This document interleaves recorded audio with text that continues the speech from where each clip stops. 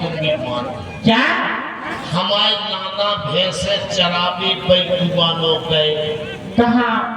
कुबानो zone में घड़ी डरी थी। हाँ अब सुनो, नाना जैसे गाँव में ढूंढे हाँ पानी की छायरी में नाना को नाना जैसी दिखाने।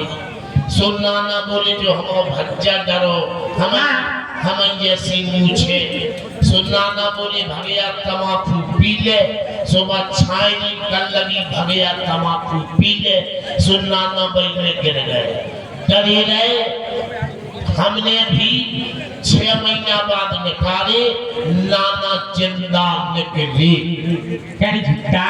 आए संभल गए तो वो खारू नहीं आओ। गायरी झुट्टू हाँ तेरी नानी की घड़ी 6 महीना पानी में डली गई और 6 महीना डली गई। हाँ और तो बुखार की का तो चिकनगुनिया भी तक नहीं हो। चल झूठ बोलती हो लला। क्या लला? हाँ तुम्हारे नाना 6 महीने तक उस क्या करती रही?